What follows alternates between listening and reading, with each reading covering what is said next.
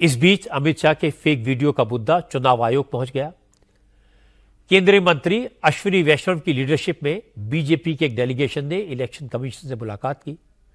चुनाव में इस तरह के फेक और एडिटेड वीडियोस के जरिए माहौल खराब करने वालों के खिलाफ एक्शन की मांग की। चुनाव के पूरे प्रोसेस को जिस तरह से डीप फेक और मॉर्फ वीडियो के जरिए से, नकली वीडियो के जरिए से कांग्रेस पार्टी पूरे चुनाव के प्रोसेस को डिरेल करना चाहती है, उसको प्रॉब्लम में डालना चाहती है, उसके विरोध में जाके आज हमने इलेक्शन कमीशन के सामने शिकायत की है कि किस तरह से कांग्रेस पार्टी ने अपने ऑफिशियल हैंडल से डीप फेक मैसेज डाल के जनता में भ्रम फैलाने की कोशिश की है। इसके ऊपर कठोर से कठोर कार्रवाई की जाए, ऐसा हमने इलेक्शन कमीशन से आज निवेदन किया है। बीजेपी नेताओं ने कांग्रेस की शिकायत की तो कांग्रेस का एक डेलीगेशन भी चुनाव आयोग पहुंचा। कांग्रेस ने इलेक्शन कमीशन से बीजेपी के खिलाफ 20 शिकायतें की। प्रधानमंत्री नरेंद्र मोदी, होम मिनिस्टर अमित शाह और यूपी के मुख्यमंत्री योगी आदित्यनाथ के बयानों की कॉपी सौंपी और कहा ये नेता भड़काऊ बयान दे रहे हैं, इन सब के खिलाफ एक्शन लिया जाए। जब कांग्रेस के नेताओं से अमित शाह के डॉक्टर्ड वीडियो के बारे में पूछा गया तो सुप्रिया श्रीनेत ने कहा कम से कम बीजेपी को तो फेक न्यूज पर बोलने का अधिकार नहीं है, क्योंकि उसके नेता दिन रात यही काम करते हैं। सूप तो सूप, बोले छलनी जिसमें 72 छेद। फेक न्यूज की, काट छाट की वीडियो की बात भारतीय जनता पार्टी जितना ना करे उतना अच्छा है। जिस वीडियो पर एफआईआर हुई है वो भाजपा के नेताओं ने चलाया है, वो भाजपा के सोशल मीडिया ग्रुप्स पे चल रहा है, उनके व्हाट्सएप पे चल रहा है, उसके खिलाफ एफआईआर हुई है। और असली बात यह है कि इनके नेताओं ने, इनके मंत्रियों ने, इनके सांसदों ने राहुल जी का वायनाड का बयान उदयपुर के साथ चलाया। ये लोग बात करेंगे, ये हमें पाठ पढ़ाएंगे वीडियो काट छाट का। कांग्रेस के आधिकारिक चैनल हमेशा सत्य करता है और हमारा मानना है कि सत्य इनके लिए इतना भयावह है कि हमें झूठ के सहारे की जरूरत नहीं है। हम फेक न्यूज की फैक्ट्री नहीं चलाते हैं जैसे कि भारतीय जनता पार्टी चलाती है। और मैं पूरे दावे के साथ ये कह सकती हूँ, दूध का दूध पानी का पानी हो जाएगा। आप आ जाने दीजिए हमारे तेलंगाना के मुख्यमंत्री को। दिल्ली में बीजेपी और कांग्रेस के नेता तो चुनाव आयोग के दरवाजे पर पहुंचे, लेकिन प्रधानमंत्री नरेंद्र मोदी अब फेक वीडियो, डीप फेक के मुद्दे को जनता की अदालत में ले गए। मोदी ने आज अपनी हर रैली में इस पर बात की। कर्नाटक के बाद जब मोदी महाराष्ट्र पहुंचे तो उन्होंने सतारा के लोगों से कहा कि आर्टिफिशियल इंटेलिजेंस और सोशल मीडिया के जमाने में जो इसका दुरुपयोग कर रहे हैं, जो समाज को भड़काने और आग लगाने की कोशिश कर रहे हैं, उनसे सावधान रहने की जरूरत है। मोदी ने कहा पुलिस तो इस तरह की हरकत करने वालों के खिलाफ सख्त कार्रवाई कर रही है, लेकिन उन्हें उम्मीद है चुनाव आयोग भी इस मामले को गंभीरता से लेगा। जो लोग भाजपा से, एनडीए से मुद्दों के आधार पर, सच्चाई के आधार पर, अपने कार्य के आधार पर आमने सामने राजनीतिक लड़ाई नहीं लड़ पा रहे हैं, वो अब सोशल मीडिया पर फेक वीडियो फैला रहे हैं। हमारी पार्टी के अलग अलग नेताओं की आवाज में आर्टिफिशियल इंटेलिजेंस का उपयोग करके कभी मेरी आवाज, कभी हमारे अमित भाई की आवाज, कभी हमारे नड्डा जी की आवाज, कभी हमारे मुख्यमंत्रियों की आवाज, और जो कभी हमने सोचा भी ना हो ऐसे वाक्य हमारे मुंह में रख करके आग लगाने की कोशिश कर रहे हैं। देश में अगर शांतिपूर्ण चुनाव चलते रहे तो इनके इरादे कभी भी सफल नहीं हो सकते, और इसलिए आने वाले 1 महीने के अंदर अंदर देश में कोई बड़ी हरकतें करने का इनका इरादा है। और मैं एक बड़ी गंभीरता से उन पर आरोप लगा रहा हूं। सामाजिक तनाव पैदा करके अनहोनी घटनाएं घटे, इसके खेल खेले जा रहे हैं। और इसलिए मैं छत्रपति शिवाजी महाराज की सातारा की पवित्र धरती से देशवासियों को कहना चाहता हूं, मीडिया के मेरे साथियों को कहना चाहता हूं कि लोकतंत्र की भलाई के लिए, देश में सुख शांति के लिए, देश की एकता के लिए कृपा करके जो भी फेक वीडियो निकलते हैं उनको हम एक्सपोज करें। ऐसे कोई भी वीडियो, कोई भी तस्वीर आपके व्हाट्सएप पे आए तो किसी सोशल मीडिया पर दिखे तो मेरा रिक्वेस्ट है पुलिस को जानकारी दे। उसको फॉरवर्ड करने से पहले सोचिए कहीं वो आपका भी नुकसान कर देगी, क्योंकि कानून बहुत कड़क है और मैं नहीं चाहता हूं कि निर्दोष नागरिक इसके शिकार हो जाए।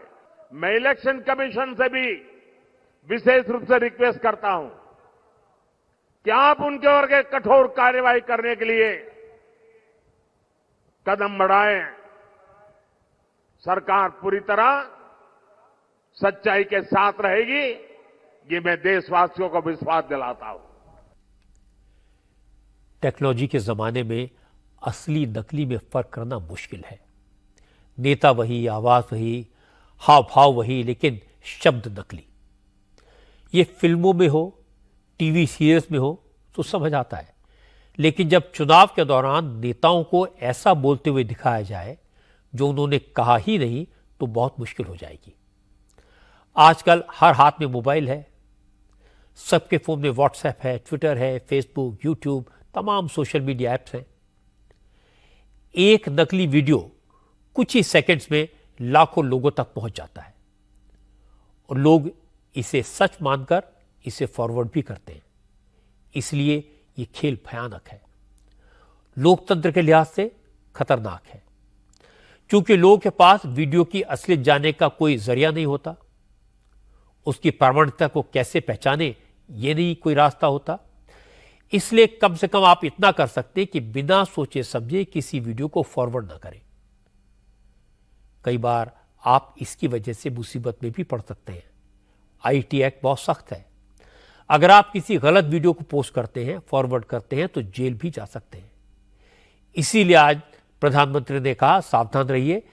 जहां तक विरोधी दलों के नेताओं का सवाल है तो आज यह भी साफ हो गया कि अमित शाह का नकली वीडियो जानबूझकर सोची समझी रणनीति के तहत फैलाया गया, क्योंकि जैसे ही वीडियो वायरल हुआ उसके बाद गुजरात से लेकर उत्तर प्रदेश और बिहार तक कांग्रेस, समाजवादी पार्टी और आरजेडी के नेताओं ने रैलियों में कहना शुरू कर दिया कि बीजेपी ने दलितों, पिछड़ों और आदिवासियों के आरक्षण को खत्म करने की तैयारी कर ली है और कहा कि अगर मोदी तीसरी बार प्रधानमंत्री बने तो आरक्षण खत्म हो जाएगा। राहुल गांधी ने एग्जैक्टली यही कहा। राहुल आज गुजरात में थे। पाटन की रैली में राहुल गांधी ने कहा बीजेपी के नेता कहते हैं कि वो किसी भी कीमत पर आरक्षण खत्म नहीं करेंगे, लेकिन हकीकत यह है कि बीजेपी के लोग संविधान को खत्म करना चाहते हैं, आरक्षण को खत्म करना चाहते हैं। इसलिए वो सरकारी नौकरियां खत्म कर रहे हैं, प्राइवेटाइजेशन को बढ़ा रहे हैं, क्योंकि निजी क्षेत्र में तो आरक्षण लागू नहीं होता। ये कहते हैं कि हम रिजर्वेशन के खिलाफ नहीं हैं। जब ये किसी पब्लिक सेक्टर यूनिट को प्राइवेटाइज करते हैं तो ये रिजर्वेशन को खत्म करते हैं। जब ये ठेकेदारी प्रथा लागू करते हैं तो ये रिजर्वेशन को खत्म करते हैं। जब ये अग्निवीर जैसी योजना लाते हैं तो ये रिजर्वेशन को खत्म कर रहे हैं। पब्लिक सेक्टर में दलितों को, आदिवासियों को, पिछड़ों को जगह मिलती थी। जैसे ही पब्लिक सेक्टर को प्राइवेट कर दिया जाता है, प्राइवेट सेक्टर में ना एक दलित को, ना एक आदिवासी को, ना एक पिछड़े को जगह मिलती है। इस चुनाव में सारे लोगों को पता लग गया है कि आक्रमण लोकतंत्र पे है, आक्रमण संविधान पे है, आक्रमण रिजर्वेशन पे है। जो बात राहुल ने पाटन की रैली में कही, वही बात अखिलेश यादव ने आगरा और एटा की रैलियों में दूसरे लफ्जों में कही। अखिलेश ने कहा कि बीजेपी के लोग आरक्षण के घोर विरोधी हैं। वो संघ के इशारे पर धीरे धीरे रिजर्वेशन को खत्म करते जा रहे हैं। अखिलेश यादव ने कहा कि लेटरल एंट्री के नाम पर बिना आरक्षण के सरकारी पद भरे जा रहे हैं। सेना में अग्निवीर योजना इसी रणनीति का हिस्सा है और हो सकता है कि तीसरी बार सरकार बने तो पुलिस वालों की नौकरी भी बस 3 साल की हो जाए। ये दोबारा सरकार में आ गए तो ये जो खाकी वाले घूम रहे हैं, कभी कभी गुस्सा दिखाते हैं, इनकी भी नौकरी 3 साल की हो जाएगी। इनके साथ एक सबसे खतरनाक परिवार है जो आरक्षण खत्म करना चाहता था। अब वोट चाहिए तो कह रहे कि आरक्षण खत्म नहीं होगा, आरक्षण नहीं खत्म होगा। मैं उनसे पूछना चाहता हूं, ये बताओ, अगर भारत सरकार की बड़ी बड़ी कंपनियां बिक जाएंगी और प्राइवेट हाथों में चली जाएंगी तो आरक्षण कहां मिलेगा? ये जो हवाई जहाज वाले विभाग बेच दिया, एयरपोर्ट बेच दिया, जिसमें लाखों लोगों को नौकरी मिलती थी, बताओ वहां क्या आरक्षण लागू होगा? अगर रेल बिक जाएगी तो क्या वहां आरक्षण होगा? अस्पताल में जो आउटसोर्स में नौकरी आ गई, क्या उसमें आरक्षण होगा? और ये अगर भर्ती से लेकर के और जो कर रहे हैं संविदा और आउटसोर्स पे, उसमें क्या आरक्षण होगा? ये न केवल नौकरी खत्म करना चाहते हैं बल्कि आरक्षण भी खत्म करना चाहते हैं। ये इनकी बड़ी साजिश है। सारण में अपनी बेटी रोहिणी आचार्य का नॉमिनेशन करवाने पहुंचे लालू प्रसाद यादव ने भी कहा कि अब लड़ाई सरकार बनाने की नहीं, संविधान और आरक्षण को बचाने की है। लालू ने कहा, संविधान को बचाने के लिए ही सारे दल इकट्ठा हुए हैं और सब मिलकर बीजेपी को हराएंगे। इसके बाद लालू ने अपने चिर परिचित अंदाज में भोजपुरी गीत गुनगुनाते हुए कहा कि बीजेपी को जनता ऐसा धक्का लगाएगी कि वो सत्ता से हट जाएगी।